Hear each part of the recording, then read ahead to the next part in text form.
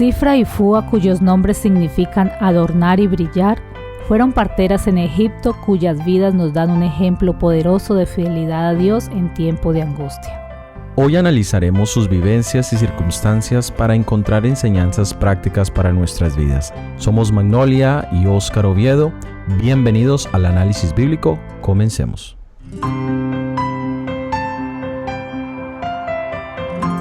Antes de entrar en el estudio de las vidas de estas dos mujeres, miremos un poco el contexto en el que la Biblia las menciona. Éxodo capítulo 1, versículo 1 al 7 nos dice: Estos son los nombres de los hijos de Israel que entraron en Egipto con Jacob. Cada uno entró con su familia: Rubén, Simeón, Leví, Judá, Isaacar, Zabulón, Benjamín, Dan, Neftalí, Gad y Aser. Todas las personas que les nacieron a Jacob fueron 70, y José estaba en Egipto. Y murió José y todos sus hermanos y toda aquella generación. Y los hijos de Israel fructificaron y se multiplicaron y fueron aumentados y fortalecidos en extremo, y se llenó de ellos la tierra. Aquí encontramos un resumen de cómo llegaron los israelitas a Egipto y cuántos habían sido. Se nos dice que fueron 70. Este es un número especial. Es un número pequeño pero significativo. El inicio fue pequeño. No todos los grandes proyectos comienzan grandes. Y es así donde encontramos un milagro. El versículo 7 utiliza 4 palabras para describir este milagro. Fructificaron y se multiplicaron. Fueron aumentados, es decir, que fueron fuertes y saludables. Fortalecidos en extremo, más que los mismos egipcios. Y todo esto sucede después de la muerte de José. Es interesante que eso sucede una vez que la protección de José desapareció. En los primeros 215 años llegaron a 70. Y en los segundos 215 años se convirtieron en 600,000 hombres. Y es aquí donde encontramos un paralelo con nuestro Señor Jesucristo. Una vez que murió, el número de creyentes aumentó. El cumplimiento de las promesas de Dios parece a veces ser lento, pero son seguras. Él cumple su palabra. Ahora leamos en el libro de Éxodo capítulo 1, versículo 8 al 14. Entre tanto se levantó sobre Egipto un nuevo rey que no conocía a José, y dijo a su pueblo: He aquí el pueblo de los hijos de Israel es mayor y más fuerte que nosotros. Ahora pues seamos sabios para con él, para que no se multiplique, y acontezca que viniendo guerra, él también se una a nuestros enemigos y pelee contra nosotros y se vaya de la tierra. Entonces pusieron sobre ellos comisarios de tributos que los molestaban con sus cargas, y edificaron para Faraón las ciudades de almacenaje, Pitón y Ramsés, pero cuanto más los oprimían, tanto más se multiplicaban y crecían, de manera que los egipcios temían a los hijos de Israel. Y los egipcios hicieron servir a los hijos de Israel con dureza y amargaron su vida con dura servidumbre, en hacer barro y ladrillo, y en toda labor del campo y en todo su servicio, al cual los obligaban con rigor. Egipto, el que había sido un lugar de refugio, ahora se convirtió para Israel en casa de servidumbre y aflicción. Esto nos enseña a no llamar nada en esta tierra como cielo o refugio, sino nuestro único refugio debe ser Jesús. Lo mismo podemos decir de las obras que hizo José en Egipto. Pronto fueron olvidadas. Y así es cuando trabajamos solo para este mundo presente. Todas nuestras obras morirán con nosotros. Pero Dios dice que nuestras obras continúan aún después de nuestra muerte terrenal. La actitud del faraón es muy significativa. Ellos vieron que los israelitas eran una amenaza numérica, temieron que se volviesen aliados de sus enemigos, y esto es importante subrayarlo, porque todo poder perseguidor ve en los perseguidos una amenaza que en sí no existe. Ahora dice que deciden tomar medidas sabias. El corazón humano piensa que sus planes son superiores a los demás, incluyendo mejores que los planes de Dios. Dice que pusieron comisarios de tributos para mantenerlos oprimidos financieramente. Y todos los que tenemos que pagar impuestos altos o tenemos deudas tributarias, sabemos que esto se puede volver una verdadera esclavitud. Pero ¿de dónde podían pagar impuestos los israelitas? La verdad es que los israelitas tenían la bendición de parte de Dios y eran muy laboriosos. También la palabra de Dios nos dice que edificaron, y esta es la parte donde contribuyeron a la construcción de grandes infraestructuras en Egipto. ¿Y cuál era el objetivo de estas medidas? Eran 4 en particular. La primera era romper su ánimo, es decir, era robarles su prosperidad. 2, era enfermarlos, para que no siguieran creciendo. Tercero, era desanimarlos para que no se siguieran reproduciendo, ya que sus hijos serían también esclavizados. Y cuarto, hacerlos desertar de su fe llevándolos a la idolatría egipcia. Pero a pesar de todo esto, cuanto más los oprimían, más se multiplicaban, dice la palabra de Dios. Los tiempos de angustia suelen ser tiempos de crecimiento para el cristiano. Mira la situación actual. Se han desarrollado programas, se han formado equipos que antes no se habían podido desarrollar en la iglesia. Vamos a salir de esta pandemia más fortalecidos para nuestra misión de evangelizar el mundo. Y el principio de si Dios está con nosotros, ¿quién contra nosotros? Se demuestra de manera cierta en el ejemplo de los israelitas. Cuando estaban sin el apoyo humano, cuando tenían la presión de los egipcios, Dios los protegió. Hasta aquí podemos ver mucho paralelismo del mundo en que vivimos. Y aquí entran los personajes centrales de nuestro análisis. Éxodo capítulo 1, versículo 15 y 16 nos dice: Y habló el rey de Egipto a las parteras de las hebreas, una de las cuales se llamaba Cifra y otra Fuá, y les dijo: Cuando asistáis a las hebreas en sus partos y veáis el sexo, si es hijo, matadlo, y si es hija, entonces viva.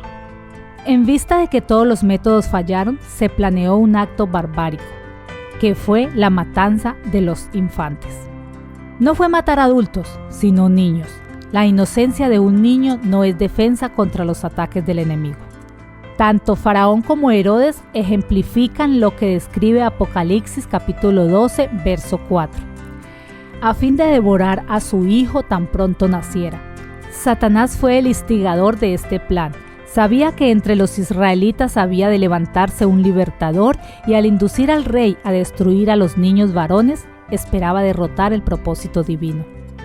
El plan, por supuesto, tenía un elemento de traición y era el de utilizar las parteras que estaban para ayudar, convirtiéndolas en ejecutoras de semejante plan tan macabro. Hoy en día, cuando la línea de diferencia entre los adoradores de Dios y los adoradores de los mandamientos humanos se hace más y más clara, es cuando más debemos depender de Dios, porque el enemigo utilizará la traición y el engaño para perseguir a los hijos de Dios. Leamos en Éxodo capítulo 1, versículo 17. Pero las parteras temieron a Dios y no hicieron como les mandó el rey de Egipto, sino que perseveraron la vida de los niños. Estas 2 mujeres temían a Dios y no osaron cumplir tan cruel mandato. El Señor aprobó su conducta y por supuesto las hizo prosperar. Estas mujeres ejemplifican el principio que encontramos en el libro de Hechos capítulo 5 versículo 29, donde nos dice: Pedro y los apóstoles respondieron: es preciso obedecer a Dios antes que a los hombres. No existe poder en la tierra que nos pueda obligar a pecar. Cuando el verdadero temor de Dios está en el corazón, el temor del hombre no tendrá efecto. Este ejemplo lo vemos en la vida de Daniel. En el libro de Daniel capítulo 6 encontramos cuando se dio el edicto que prohibía la adoración de cualquier otra deidad fuera del rey persa. Pero Daniel allí no muestra temor al hombre y sus decretos. Su temor y amor a Dios le permitió seguir siendo fiel como lo había sido hasta ese momento. ¿Qué tal es tu fidelidad hoy, mi hermano y hermana? Este es un indicador de cómo será tu fidelidad en momentos de angustia. Leamos ahora en Éxodo capítulo 1, versículo 19 al 21. Y las parteras respondieron: las mujeres hebreas no son como las egipcias, son robustas y dan a luz antes que llegue la partera. Y Dios hizo bien a las parteras, y el pueblo se multiplicó y se fortaleció en gran manera. Y por haber las parteras respetado a Dios, Él les dio numerosa prole. La bendición de Dios estaba sobre las madres de Israel. Si Dios es nuestro ayudador, no necesitamos ayuda humana. Y el Señor recompensó a las parteras. Nada que se haga por Dios queda sin ser anotado en los libros del cielo. Pero a veces nos preocupa más lo que se dice de nosotros en la tierra que lo que se describe diariamente en los libros del cielo. Finalmente, el decreto de muerte a todos los niños llegó. El tiempo de angustia está por llegar para el pueblo de Dios.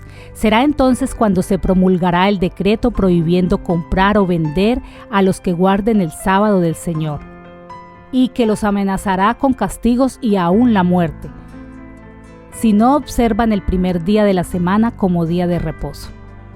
Los israelitas necesitaban que naciese su libertador, que llegara Moisés. Nosotros hoy esperamos que llegue nuestro libertador, nuestro Señor Jesucristo. Y Satanás sabe que le queda poco tiempo. Es por eso que él quiere alargar nuestra estadía en este Egipto espiritual. Satanás sabía muy bien que Moisés, al romper el yugo de la servidumbre de los hijos de Israel, era una sombra de Jesucristo, quien había de quitar el yugo del pecado sobre la familia humana. Sabía que cuando Jesús apareciese, haría grandes milagros para mostrar al mundo que Dios le había enviado. Satanás tembló por su poder. Falsificando la obra que Dios hacía por medio de Moisés, esperaba no solo impedir la liberación de Israel, sino ejercer además una influencia que a través de las edades venideras destruiría la fe en los milagros de Cristo. Satanás trata constantemente de falsificar la obra de Jesús para establecer su propio poder y sus propias pretensiones. Induce a los hombres a explicar los milagros de Jesús como si fueran el resultado de la habilidad o del poder meramente humano. De esta manera destruye en muchas mentes la fe en Cristo como Hijo de Dios y las lleva a rechazar los bondadosos ofrecimientos de misericordia hechos mediante el plan de redención. Si queremos ser fieles como lo fue Cifra y Fua, necesitamos aceptar a nuestro Salvador de una manera práctica hoy en día. Necesitamos empezar a vivir por la fe, para que cuando lleguen los momentos de prueba, para cuando nos veamos enfrentados a tener que decidir por la fidelidad de Dios o perder la vida, podamos hacer una decisión clara y firme. Que Dios pueda tocar nuestros corazones, ese es nuestro deseo, en el nombre de Jesús. Amén. Gracias por haber escuchado nuestro episodio del análisis bíblico para esta semana. La próxima semana estudiaremos Miriam y el canto de los redimidos.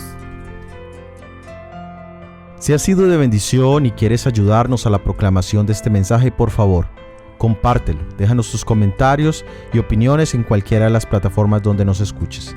Todo ha sido producido por el Ministerio 147. Que Dios te bendiga. Amén.